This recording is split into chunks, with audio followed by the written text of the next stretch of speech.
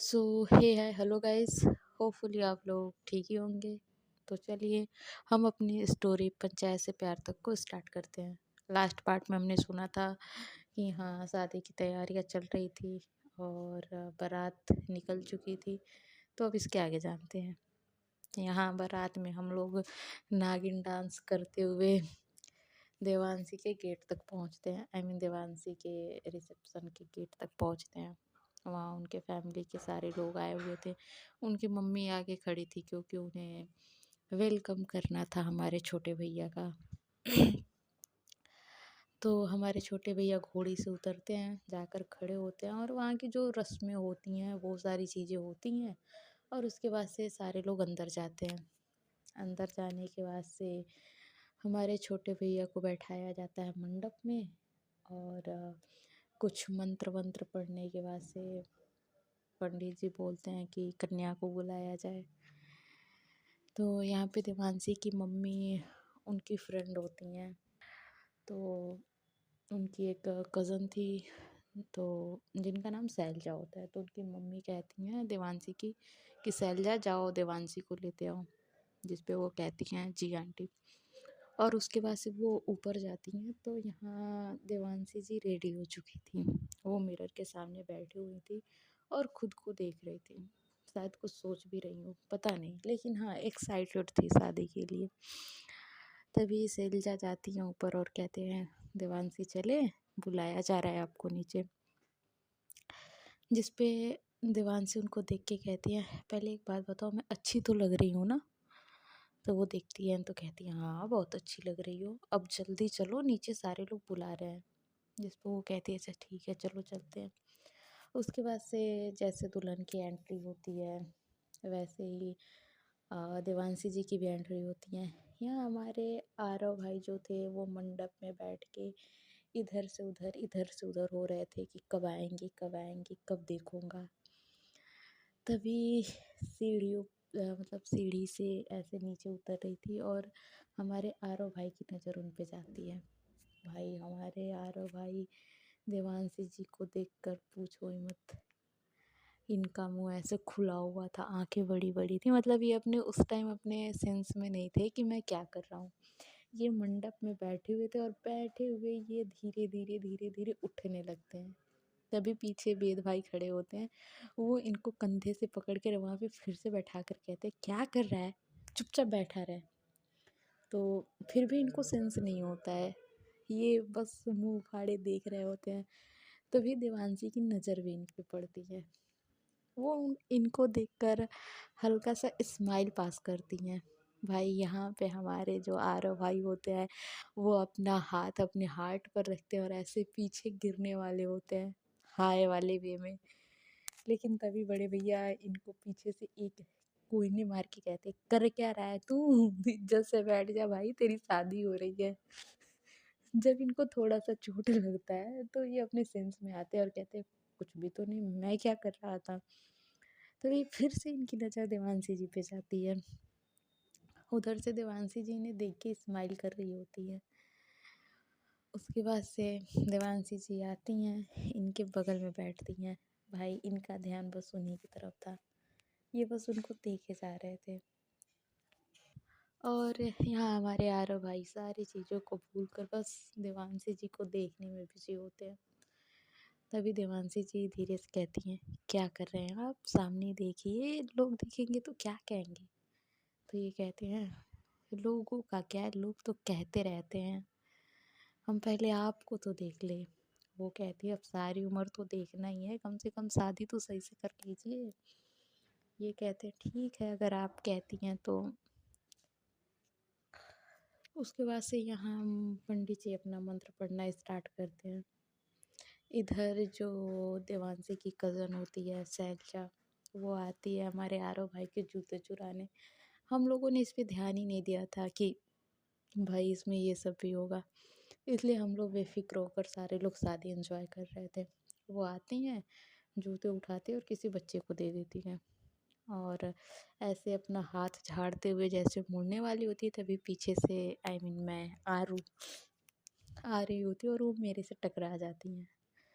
वो गिरने वाली होती हैं लेकिन मैं उनको कमर से पकड़ के होल्ड कर लेती हूँ। और ये नज़ारा अंजलि जी देख रही होती हैं। इधर अंजलि जी का पता नहीं क्या होता है, उनको गुस्सा आने लगता है। वो वहाँ से देखती हैं लेकिन वहाँ पे विधि भाभी होती है इसलिए वो कुछ कर नहीं पाती हैं।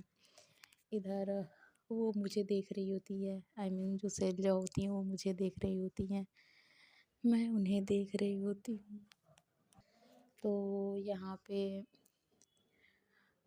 वो मेरे को देखे जा रही होती हैं, फिर मैं उनको खड़ा करती हूँ, फिर भी वो मुझे देखे जा रही होती है। मैं उनके सामने ऐसे हाथ हिला के कहती हूँ हेलो क्या हुआ आपको?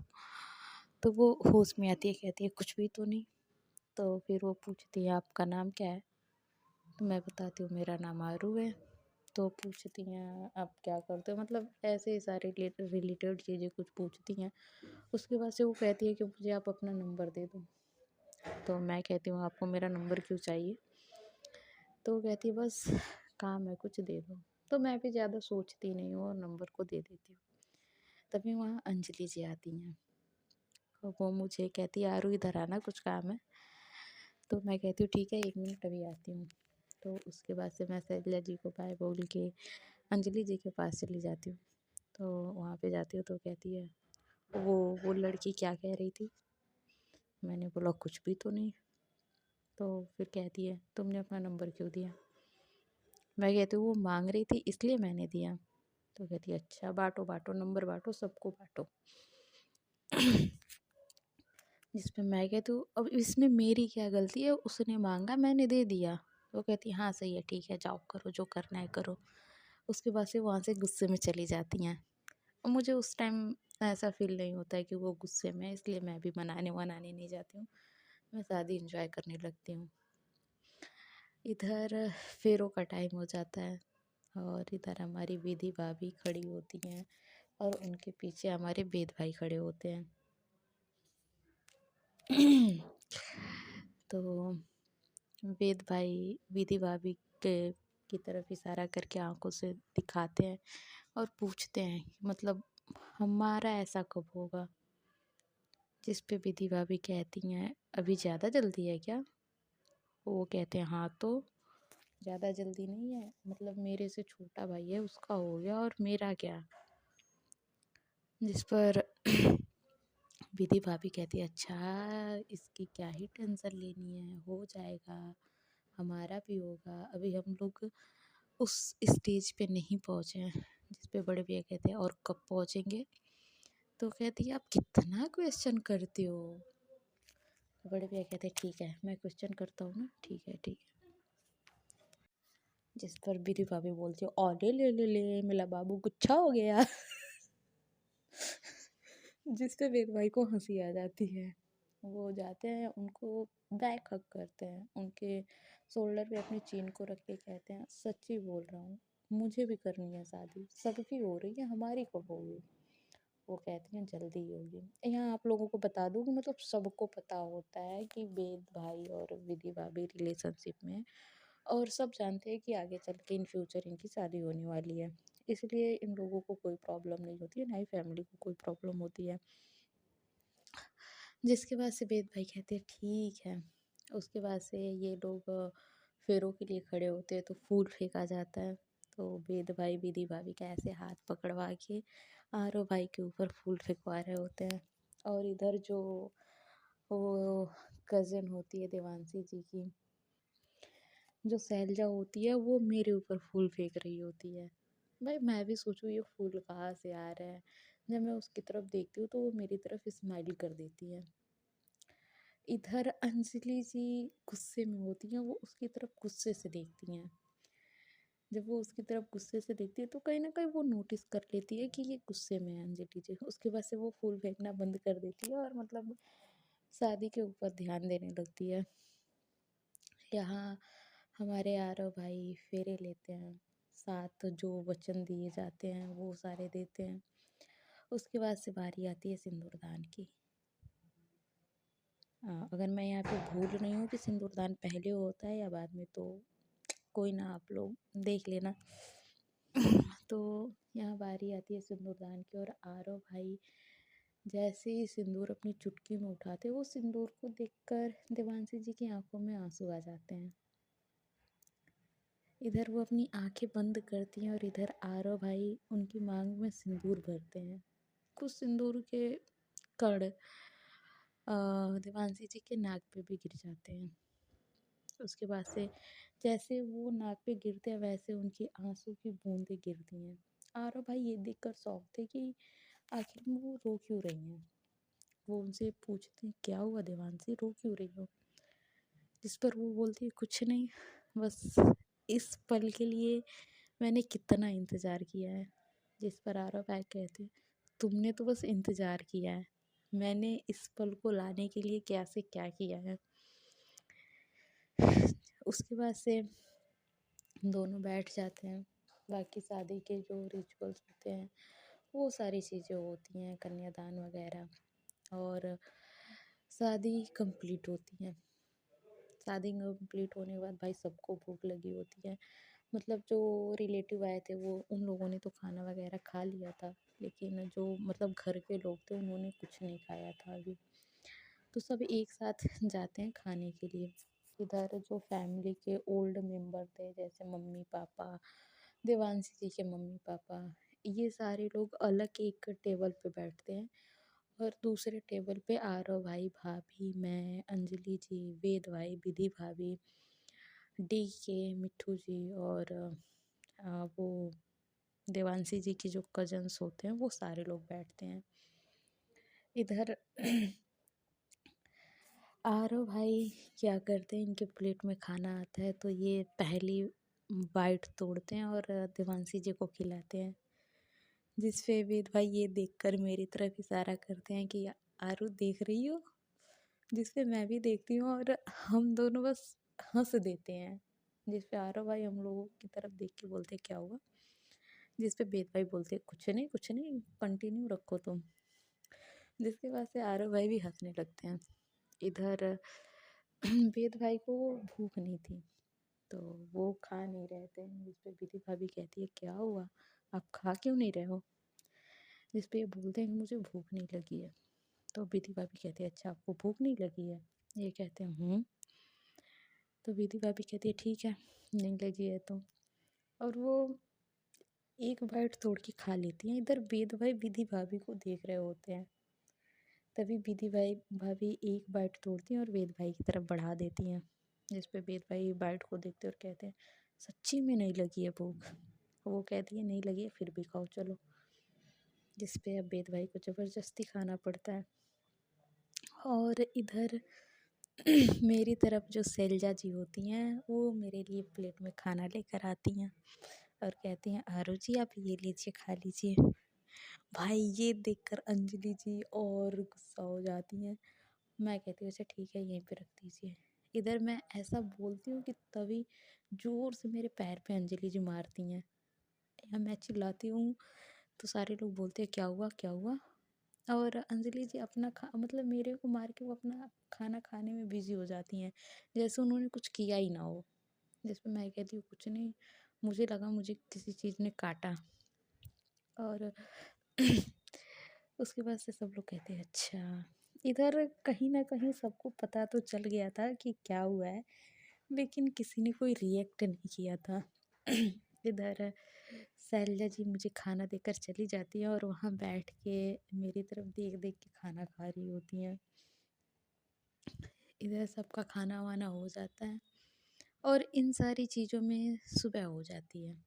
इधर इधर विदाई का टाइम हो जाता है। विदाई के लिए सारे लोग पहले आरव भाई और देवांशी जी सॉरी पहले मम्मी पापा निकलते हैं घर के लिए, क्योंकि मम्मी कहती कि अगर मैं पहले घर नहीं जाऊंगी तो फिर गृह प्रवेश कौन कराएगा। तो इसके लिए पहले मम्मी पापा निकलते हैं और वो विधि भाभी से कह देती हैं कि विधि तुम भी जल्दी आ जाना क्योंकि तुम्हारी ज़रूरत होगी वहाँ पे। जिस पे विधि भाभी कहती है ठीक है। तो इधर मम्मी पापा पहले निकल जाते हैं। उसके बाद से विदाई कराई जाती है। आरव भाई और देवांशी भाभी एक गाड़ी में जाते हैं, दूसरे गाड़ी में वेद भाई और विधि भाभी जाते हैं।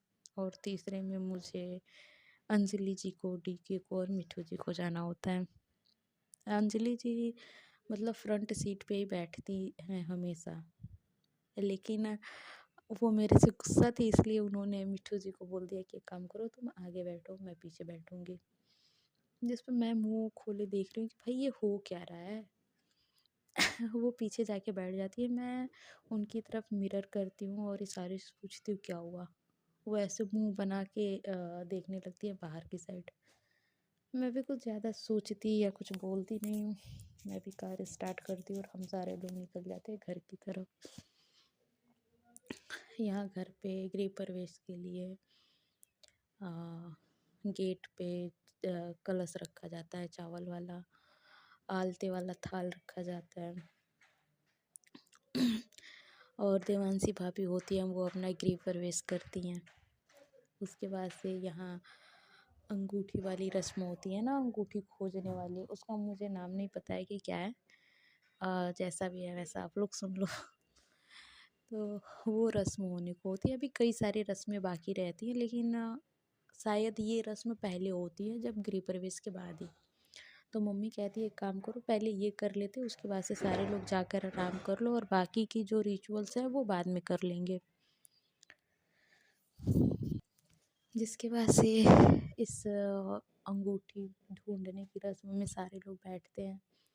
एक तरफ मैं, वेद भाई और आरव भाई थे, दूसरी तरफ देवांशी भाभी, विधि भाभी, अंजलि जी, मिट्ठू, हाँ और डीके भी हमारी साइड थी, सॉरी एसके भी हमारी साइड थी।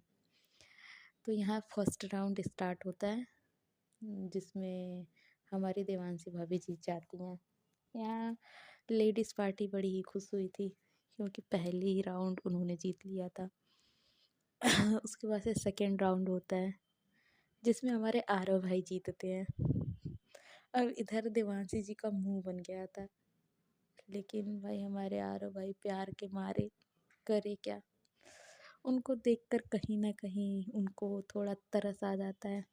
तरस नहीं बोल सकते, प्यार बोल सकते उस चीज़ को। तीसरी राउंड में भी अंगूठी मिलती है आरव भाई को, लेकिन देवांशी जी को देखकर वो अंगूठी देवांशी जी को दे देते हैं। यहाँ सबको लगता है कि देवांशी जीती है, लेकिन हम लोगों ने ये चीज़ नोट कर ली थी कि इन्होंने जानबूझ के अंगूठी दी है। जिस पे वेद भाई आरव भाई के पीठ पे ऐसे थपथपाते हुए कहते हैं, वाह शेरा तूने मेरा दिल जीत लिया। उसके बाद से ये सारी रिचुअल्स कंप्लीट होते हैं। उसके बाद से मम्मी कहती है कि एक काम करो, अब सारे लोग जाओ आराम कर लो। जिसके बाद से मैं, आरव भाई और वेद भाई जाते हैं वेद भाई के रूम में, आई मीन बड़े भैया के रूम में बैठते हैं। बैठ के कुछ बातें कर रहे होते हैं कि तभी विधि भाभी आती हैं। वो आरव भाई से कहती है, अब पूरी रात तीनों बातें करोगे या जाओगे आराम करने भी। जिस पे हमारे आरव भाई तो पहले से एक्साइटेड थे। उनको तो ये था कि भाई कब मुझे मौका मिले, मैं कब जाऊं अपने रूम में। लेकिन ये हम लोगों के सामने ये चीज़ कह नहीं पा रहे थे, क्योंकि पता था कि हम लोगों के सामने कहेंगे तो हम लोग इनकी बैंड बजाएंगे। तो इससे ये कह नहीं पा रहे थे, और कहीं ना कहीं हम लोग समझ रहे थे कि बात क्या है। ये सुनते तो कहते हैं, हाँ हाँ भाभी बिल्कुल, मैं बहुत थक गया हूँ, मुझे तो बहुत तेज़ की नींद आ रही है। इस पे बड़े भैया कहते हैं, तुम्हें बहुत तेज की नींद आ रही है। जिस पे ये हंसते हुए कहते हैं, हाँ भाई सच में नींद आ रही है। जिस पे विधि भाभी कहती है, अच्छा ठीक है जाओ अब रूम में चलो। जिसके बाद से मैं अपने रूम की तरफ बढ़ती हूँ और आरव भाई अपने रूम की तरफ जाने लगते हैं। आगे आगे आरव भाई जा रहे होते हैं, पीछे हमारी विधि भाभी और अंजलि जी उनके लिए ग्लास में दूध लेकर जा रहे होते हैं। तभी वेद भाई को कुछ क्लिक होता है, वो मेरे पास तुरंत कॉल करते और कहते, आरू जल्दी से आरव के रूम में चलो। मैं कहती हूँ क्या हुआ, वो कहते हैं वहीं पे मिलते हैं फिर बताता हूँ क्या हुआ। इस पे कहती हूँ ठीक है। यहाँ अभी आरव भाई अपने रूम के पास पहुँचते कि उससे पहले ही हम लोग पहुँच जाते हैं। उसके बाद से हम दोनों गेट पे खड़े हो जाते हैं। मैंने कहा बड़े भैया हम लोग तो ये चीज़ भूल ही गए थे। तो कहते हैं हाँ ना, लेकिन मुझे याद आ गया। मैं कहती हूँ अच्छा किया कि याद आ गया। उसके बाद से आरव भाई आते हैं तो देखते हैं हम दोनों गेट पे हैं। और कहते क्या हुआ, अब दोनों यहाँ कैसे आ गए? तो बड़े भैया कहते हैं जैसे आया जाता है। तो आरव भाई कहते हैं आया जाता है, इतनी जल्दी कैसे आ गए? तो वो कहते उड़ के। जिस पे आरव भाई कहते हैं अच्छा ठीक है, तो हटो, गेट पर क्यों खड़े हो, हटो, मुझे अंदर जाना है। जिस पे वेद भाई कहते हैं अच्छा पहले ला नेक ला। जिस पे विधि भाभी देखती हैं, कहती हैं तुम दोनों क्या कर रहे हो? फिर मैं कहती हूँ कुछ नहीं भाभी, जो हमारा हक है हम वो हक ले रहे हैं अपना। जिस पे विधि भाभी कहती है हक, कौन सा हक है? जिस पे मैं कहती हूँ हमारा नेक का हक है, इनकी शादी हुई है, हम छोटे भाई बहन हैं, इनको देना पड़ेगा। तो विधि भाभी कहती है अच्छा ठीक है, तो सुबह ले लेना, अभी सारे थक गए हो, जाओ रेस्ट करो। इस पे वेद भाई कहते हैं नहीं, बिल्कुल नहीं, जब तक ये देगा नहीं तब तक ये अंदर जाएगा नहीं। तो विधि भाभी कहते हैं तुम लोग भी ना। जिस पे आरव भाई कहते हैं अच्छा ठीक है, सुबह ले लेना, अभी मुझे जाने दो, मैं सच में थक गया हूँ। वेद भाई कहते हैं थक गया है तो हम क्या करें, चल पहले नेक निकाल। जिस पे आरव भाई थक हार के कहते हैं ठीक है दे रहा हूँ। उसके बाद से हमें मिलती है 2 चाबियाँ, वो भी कार्स की। एक थी मर्सिडीज और दूसरी थी BMW। भाई साहब हम, जिस पे भाई हम दोनों तो खुश हो जाते हैं। उसके बाद से हम क्या कहते हैं अब जा सकते हो। इधर हम दोनों भाई बहन अपनी उंगली में उस चाबी को लेते हैं, ऐसे घुमाते हुए अपने रूम की तरफ चलते बनते हैं। इधर आरव भाई देखते हैं और कहते हैं ये दोनों भी ना। उसके बाद से अपने रूम में जाते हैं, विधि भाभी आती हैं और वो ग्लास रखती हैं, अंजलि जी जाती हैं, देवांशी भाभी से पूछती हैं कि सब सही है, तो वो कहती हैं। जिसके बाद से दोनों निकल जाते हैं। यहाँ नीचे उन दोनों को कुछ काम होता है तो वो लोग नीचे चले जाते हैं। यहाँ हमारे आरव भाई अपने रूम का गेट लॉक करते हैं। उसके बाद से अपनी शेरवानी का दुपट्टा उतार के रखते हैं, बेड पे जाते हैं और आराम से बैठते हैं। इधर वो देवांशी जी का हाथ अपने हाथ में लेते हैं और पूछते हैं कैसा लग रहा है बीबी? देवांशी जी आरव भाई की तरफ देखती हैं आरव भाई की तरफ देखती हैं और कहती हैं बहुत अच्छा। ये कहते हैं सच्ची? वो कहती हैं हाँ मुच्ची। तभी नीचे से किसी के हंसने की आवाज़ आती है। यहाँ आरव भाई कहते हैं आपको कुछ सुनाई दे रहा है? जिस पे वो कहती हाँ किसी के हंसने की आवाज़ आ रही है। ये कहते पक्का कोई रूम में है। जिसके बाद से ये उठते हैं, उठ के पूरे रूम को चेक करते हैं, इन्हें कहीं कोई नहीं मिलता है। फिर ये अपने बेड के नीचे देखते हैं, बेड के नीचे मिट्ठू जी और SK होते हैं। इधर आरव भाई देखते हैं तो वो दोनों और जोर जोर से हंसने लगते हैं और बेड के नीचे से निकलते हैं। आरव भाई पूछते हैं अब ये बता दो आप लोग क्या कर रहे थे यहाँ पे? जिस पे वो दोनों कहते हैं क्या कर रहे थे, हम लोग तो देखने आए थे कि कैसे होती है फर्स्ट नाइट, क्या क्या होता है। तो आरव भाई बोलते हैं अच्छा आप दोनों को मेरा ही मिला था फर्स्ट नाइट देखने को? जिस पे मिट्ठू जी हंसते हुए कहती हैं हाँ तेरा ही फर्स्ट नाइट देखने को मिला था, बाकी किसका देखने जाए, तू भाई है तो तेरा ही देखेंगे। ये कहते हैं मतलब शर्म लिहाज सब बेच खाई है ना, मतलब ये नहीं लग रहा कि हाँ आपका छोटा भाई है थका हारा होगा, इसको आराम करने दे। तभी वो कहते हैं तू आराम कर रहा था, तू आराम कर रहा था कि कैसा फील हो रहा है ये पूछ रहा था। जिसपे तो ये कहते हैं हाँ तो अब उतना भी ना पूछूं, आके चुपचाप सो जाऊं क्या? तो कहती हैं हाँ तुझे जब तू इतना थका हारा है तो तुझे सो जाना चाहिए, तू पूछ क्यों रहा था? तो ये कहते हैं अच्छा ठीक है नहीं पूछूंगा, अब निकलो मेरे रूम में से, चलो निकलो मैं सोने जाऊंगा। जिस पर दोनों बेड पे बैठते हुए कहते हैं नहीं हम नहीं निकलेंगे, हमें भी यहीं सोना है। आरव भाई कहते हैं, जिस पे आरव भाई बोलते हैं दीदी चुड़ैल दीदी प्लीज़ निकल जाओ मेरे रूम से, मैं थक गया हूँ मुझे सोना है। वो दोनों कहती हैं नहीं बिल्कुल नहीं जाएंगे, हम भी यहीं सोएंगे। जिस पर आरव भाई इरिटेट होते हुए बोलते हैं, मतलब तुम लोगों को शर्म नाम की तुम लोगों के अंदर कोई चीज़ नहीं है ना। जिस पे वो हंसते हुए कहते हैं, हाँ हम तो बेशर्म लोग हैं, हमारे अंदर शर्म कहाँ से आएगी। जिस पे ये गुस्सा होते हुए कहते हैं, चलो अब निकल जाओ, सच्ची बता रहा हूँ अब मुझे गुस्सा आ रहा है। तो वो कहती है, हाँ तो गुस्सा कर, मैंने कब कहा कि मत कर, कर लेकिन हमारे पास मत कर, जा रूम से निकल के कर। जिस पे देवांशी जी जब देखती हैं, आई मीन देवांशी भाभी जब देखती हैं कि अब आरव भाई को ज़्यादा गुस्सा आ रहा है, तो वो दोनों की तरफ देख के कहती हैं, अच्छा ठीक है अब आप लोग जाइए, अब देख लीजिए इनका हाल क्या हो रहा है। जिस पे मिट्ठू जी कहती है, हाँ ठीक है भाभी आप कह रहे हो तो चले जाते हैं। उसके बाद से वो उठती हैं और जाती हैं, आरव भाई को हग करके उनके कान में कहती है, बेस्ट ऑफ लक ब्रदर। और फिर हंसते हुए दोनों रूम से बाहर निकल जाती हैं। सो गाइस, आज के पार्ट में बस इतना ही। मिलते हैं नेक्स्ट पार्ट में और जानते हैं कि आने वाले पार्ट में क्या होता है। तब तक के लिए bye bye, ta-ta, take care. आप लोग अपना ध्यान रखिए।